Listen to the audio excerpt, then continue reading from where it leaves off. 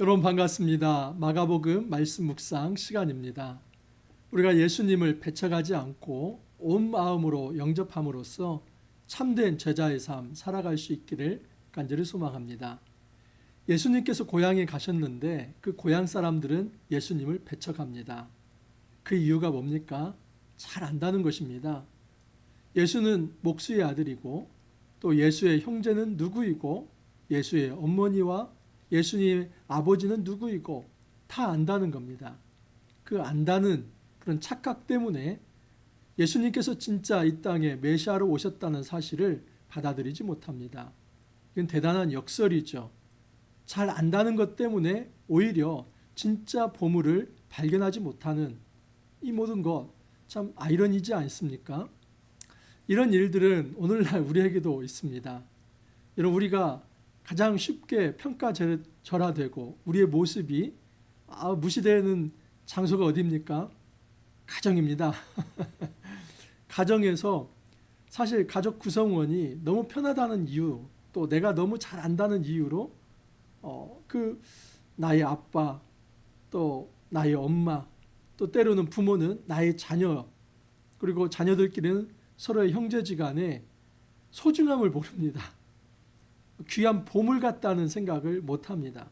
근데 가정 안에서 서로를 향해서 참 보배 같은 존재다, 이것을 인식하며 감사하며 살아간다면 정말 그 가정은 행복한 가정이고 또 참 비전이 있는 가정입니다.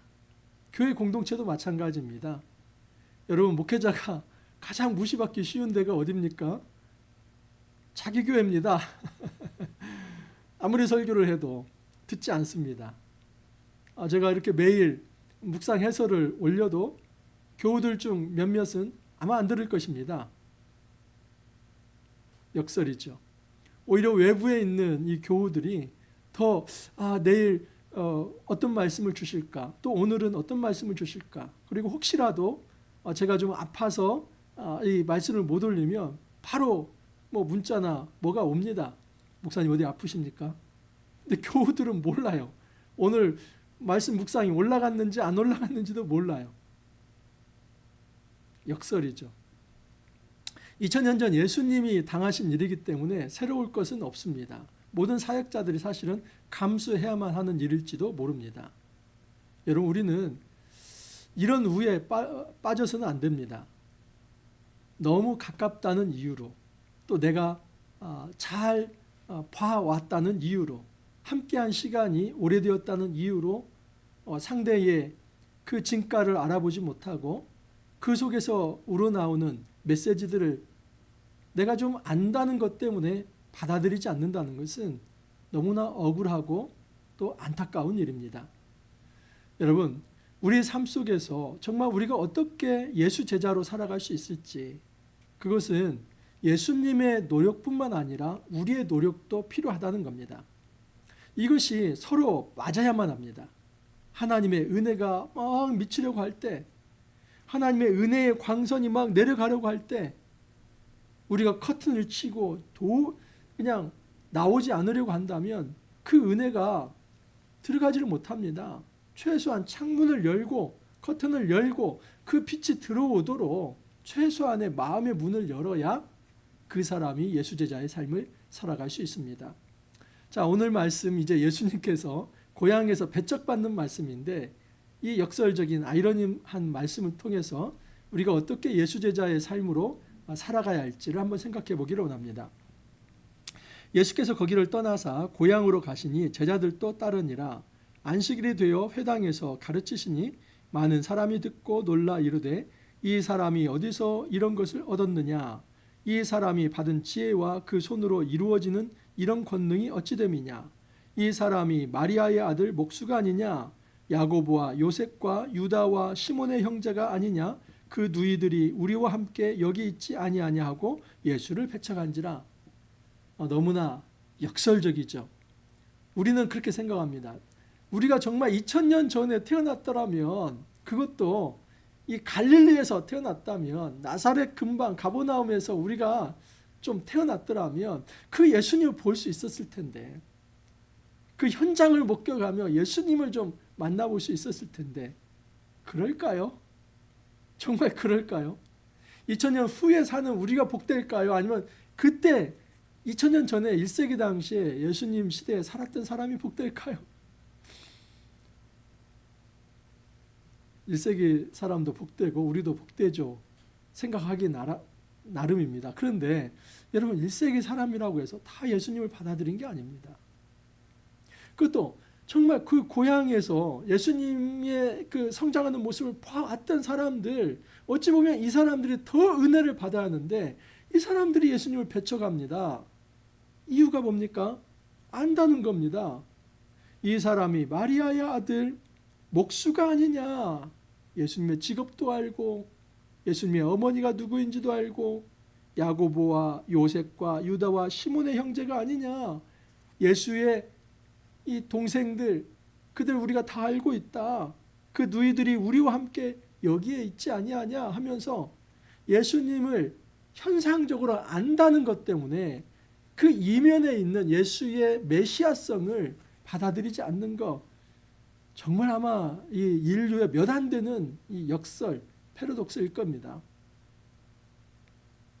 그래서 저 역시도 너무 실망하지 않기로 했습니다. 예수님께서 고향에서 이렇게 천대받았는데 내가 예수님보다 더 나은 사람도 아니고 충분히 그럴 수 있는 거지 그렇게 마음으로 위안을 삼으려고 합니다. 여러분 참 비극적인 일이죠. 예수님의 이 놀라운 말씀, 지혜의 말씀, 권능, 이것을 고향 사람들이 몰랐던 바 아닙니다. 한번 보십시오. 2절을 보면 안식일이 되어 회당에서 가르치시니 많은 사람이 듣고 놀라. 어떻습니까?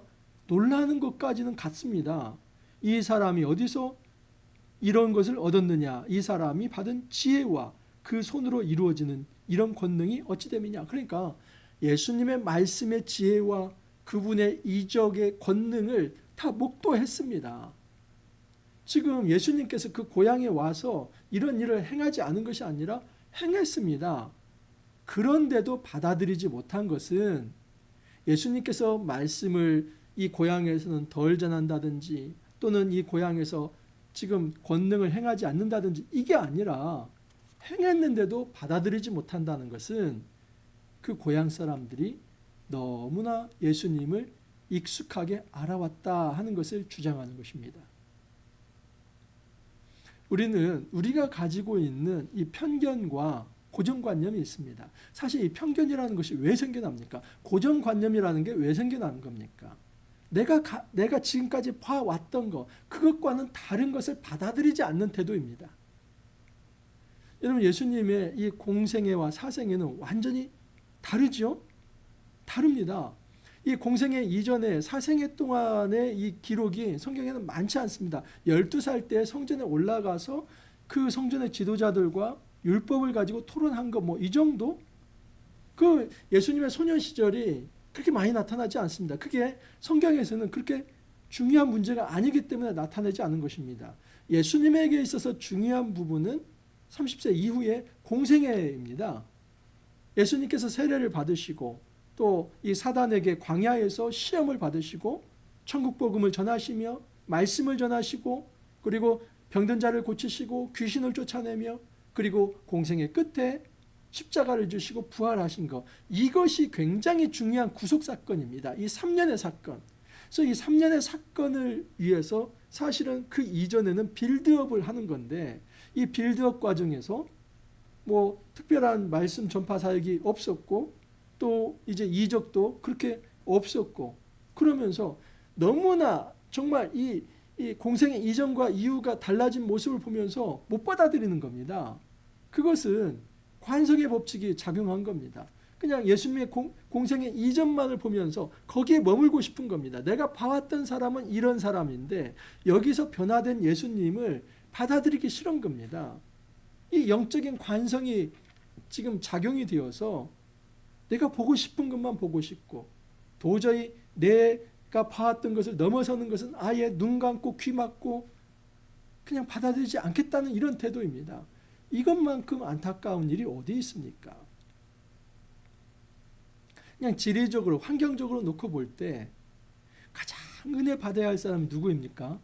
예수님의 고향 사람들이죠. 가까이서 예수님을 봐왔던 사람들이 얼마나 특혜입니까?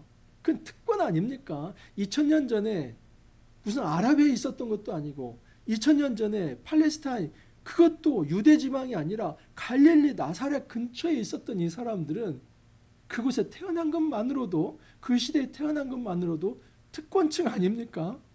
이 영적인 특권을 받았는데도 자기가 가지고 있는 고정관념과 편견, 그 아집 때문에, 영적인 관성 때문에 예수님을 받아들이지 않습니다. 예수께서 그들에게 이르시되 선지자가 자기 고향과 자기 친척과 자기 집 외에서는 존경을 받지 못함이 없느니라. 예수님께서 안타까워하시는 거죠. 나뿐 아니라 구약의 선지자들도 고향에서는 배척받았다.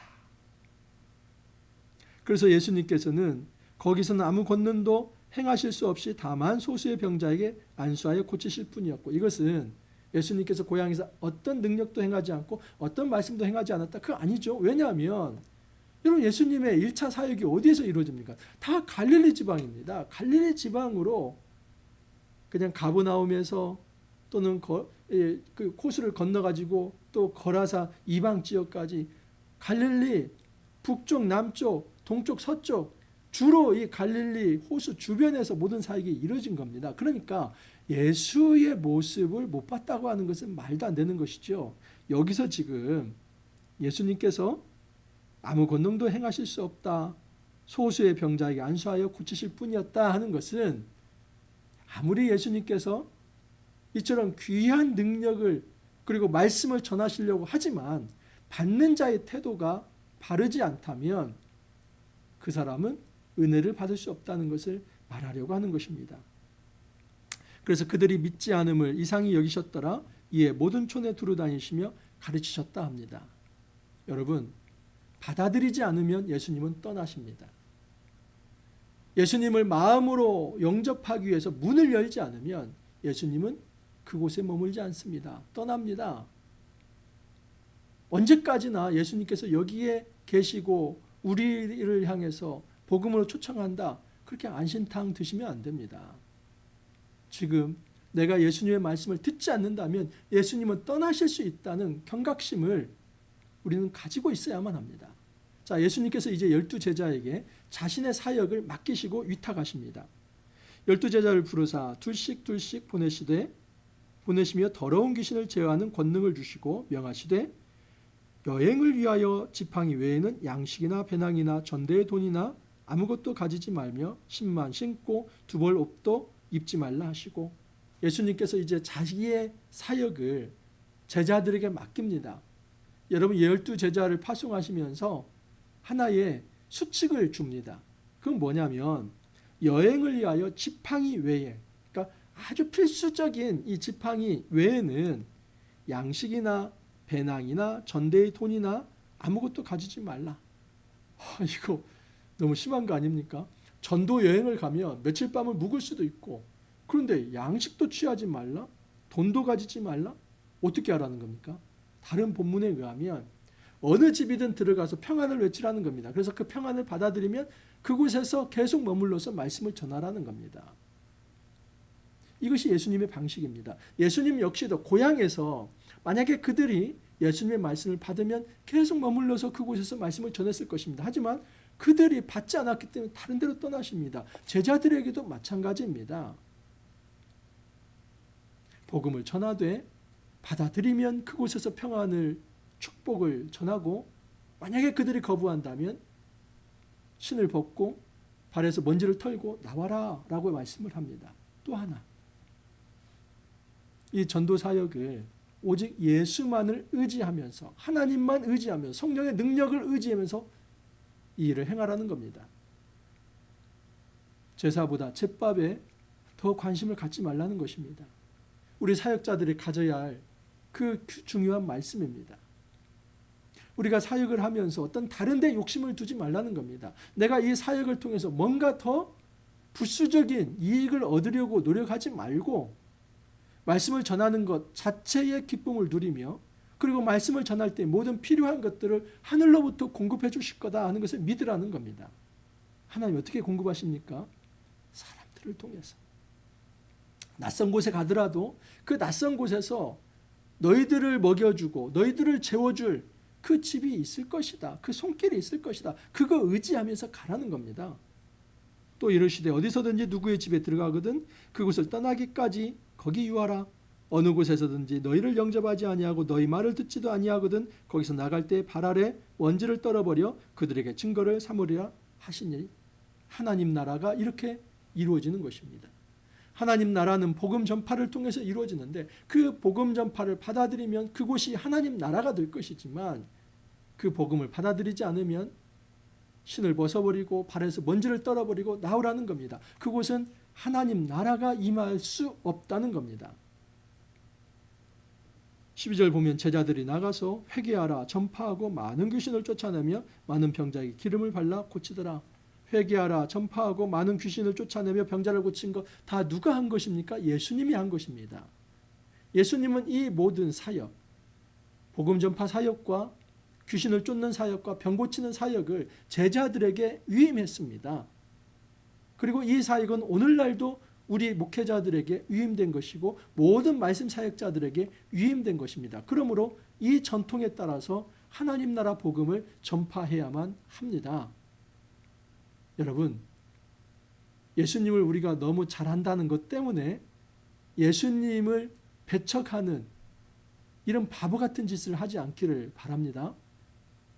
한자성어에 줄탁동시라는 말이 있습니다. 이 줄은 핥을 줄, 그냥 혀로 핥는 것입니다. 탁, 쪼을 탁입니다. 이렇게 쪼는 겁니다. 그래서 이게 어떤 의미냐면 이 수탉이 알을 낳습니다. 그럼 그 알이 부화를 해야 하는데 그 알 속에 있는 병아리가 속에서 핥습니다. 자기 혀로. 실제로 과학적으로 그런지는 모르겠습니다. 하지만 이게 고사성어가 그렇습니다. 그리고 밖에서는 이제 안에서는 병아리가 핥고 밖에서는 어미닭이 그 부리로 쪼옵니다. 그것이 둘이 만나서 알껍질이 벗겨지고 병아리가 세상 밖으로 나온다. 그래서 원래는 이 스승과 제자 사이의 협업, 그것을 통해서 제자가 성장한다는 것을 보여준 것입니다. 근데 이 말이 이제는 오늘날에 다른 면에도 많이 쓰이죠. 그래서 어떤 한 사람만의 외침이 아니라 서로 좀 쿵짝이 맞아야 한다는 거. 그래서 좀 뭔가 좀 잘 손바닥도 좀 잘 맞고 해가지고 뭔가 좀 협업이 돼서 큰 일을 이룰 수 있다는 것을 줄탁동시라는 이 고사성어를 많이 씁니다. 저는 예수님과 그의 제자인 우리 사이의 믿음의 관계를 줄탁동시, 영적인 줄탁동시로 한번 비유하고 싶습니다. 여러분, 주님이 아무리 밖에서 쫀다 할지라도 속에서 나오고자 하는 마음이 없으면 그냥 죽는 겁니다. 사산되는 겁니다. 그리고 우리가 아무리 혀로 핥으면서 나오고 싶지만 주님이 쪼아주지 않으면 세상을 볼 수 없는 겁니다. 우리가 예수 제자로 세워져서 12제자로 파송이 돼서 주의 말씀을 전하고 귀신을 쫓고 병을 고치는 이 귀한 사역을 감당할 수 있는 것은 주님의 은혜가 임함이며 우리 역시도 믿음으로 순종해야 그것이 가능하다는 겁니다. 여러분, 하나님의 은혜와 믿음은 뗄래야 뗄 수 없는 동전의 앞뒷면과 같은 것입니다. 우리의 믿음만으로도 안 되고 하나님의 은혜가 임할 때 우리가 믿음이 없으면 또한 그 사람에게는 안 됩니다. 집안을 보십시오. 집안에 암막 커튼을 치고 어찌하든지 내가 저 햇빛을 받지 않겠노라 하면 여러분, 그 암막 커튼, 100% 암막 커튼은 빛 한 줄기 들어올 수 있습니까? 없습니까? 없죠.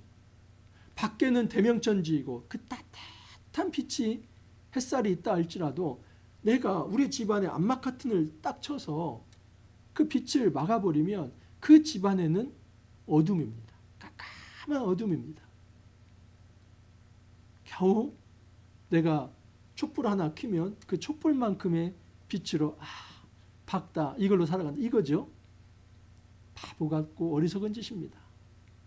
여러분, 우리가 커튼을 여는 것이 줄, 핥을 줄, 그리고 이 빛이 들어오는 것이 쫄타, 그래서 이 제자가 마음을 열고 커튼을 열고 주님을 영접할 때 주님은 강력한 은혜를 주시면서 그 은혜 받은 자가 성령의 기름 부음을 통해서 이 땅에서 능력 있게 사역을 할 수 있는 거, 이것을 지금 성경이 가르치고 있는 겁니다.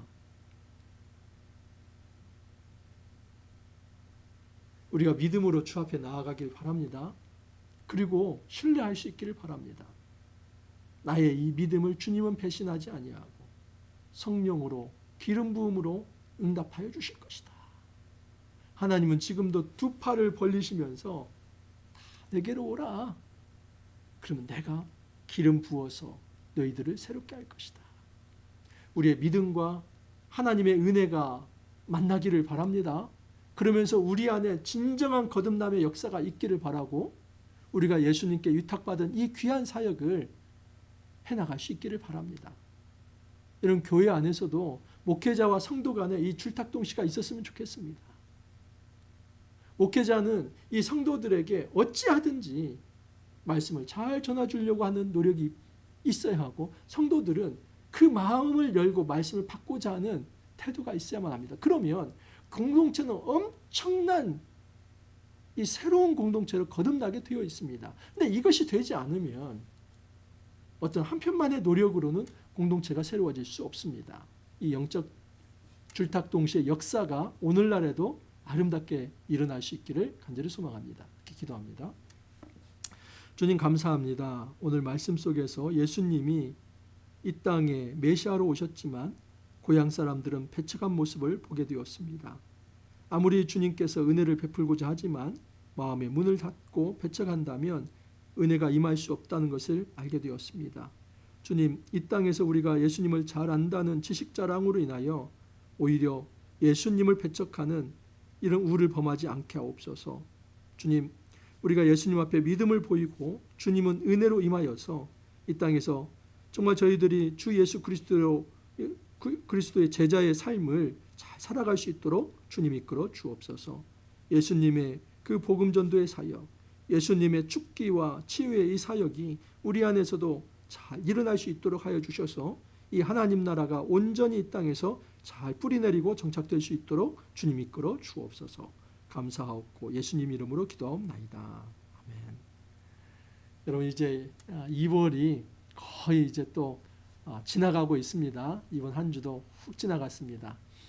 2024년 시작된 지 얼마 안 됐지만 벌써 이렇게 2달이 지나가고 있습니다. 정신 똑바로 차리고 하루하루의 시간을 우리가 정말 아깝게 생각하면서 시간을 아끼면서 하나님께 영광 돌리고 그렇게 충성된 종으로 살아갈 수 있기를 바랍니다. 또 주말 여러분 잘 보내시고 월요일 다시 찾아뵙도록 하겠습니다. 감사합니다.